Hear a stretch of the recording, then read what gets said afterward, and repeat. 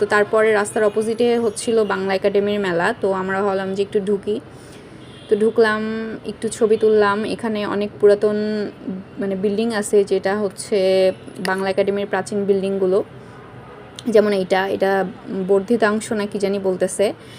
তো এখানে কিছুটা ছবি তুলে নিলাম। সবাই ছবি তুলতেছে, সবাই ছবি তুলতে ব্যস্ত। আর এখানে তো ছবি আঁকা হচ্ছে, আপনি বসে থাকলে আপনার ছবি হুবহু এঁকে দিবে ওনারা। এই যে দেখেন কত মনোযোগ সহকারে আর্টিস্ট আর্ট করতেছে। তো আমি একটু দেখার চেষ্টা করলাম, যাই হোক দেখে কিছুই বুঝবো না। এখানেও সবাই ছবি তুলতেছে সিরিয়ালি।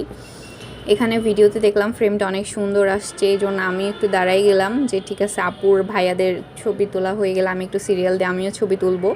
আর এই পাশে অনেক স্টল বসছে, কারণ এখানে মেলা হচ্ছে, কিন্তু এইখানকার মেলাটা মনে হয় না অত জমজমাট। যেটা ওই পাশে দেখলাম যে জমজমাট মেলা, বাট এখানকারটা একটু কম। এই যে দেখেন এখানে অনেক সুন্দর ফ্রেম আসতেছে। এই ভাইয়াটা তো আমার ভিডিও করা দেখে একটু পোজ দিয়ে নিল। বাংলা একাডেমিতে আসলে বৈশাখে ছবি তোলার জন্য আমার কাছে বেস্ট মনে হয়েছে, কারণ এখানে একটু ভিড় কম। অন্যান্য জায়গায় অনেক ভিড়, দাঁড়িয়ে ছবি তোলার কোনো স্কোপই নাই, কেমন যেন একটা ঘিজিমিজি। বাট এখানে অনেক সুন্দর সুন্দর জায়গা আছে ছবি তোলার জন্য, আমার যেটা মনে হলো। বাচ্চাদের জন্য দেখেন এখানে মজার একটা জিনিস তৈরি করছে, বাচ্চারা খেলতেছে, অনেক এনজয় করতেছে। আসলে বাচ্চাকালে যে মানে মজাটা, সেটা আসলে বড় হয়ে আর পাওয়া যায় না।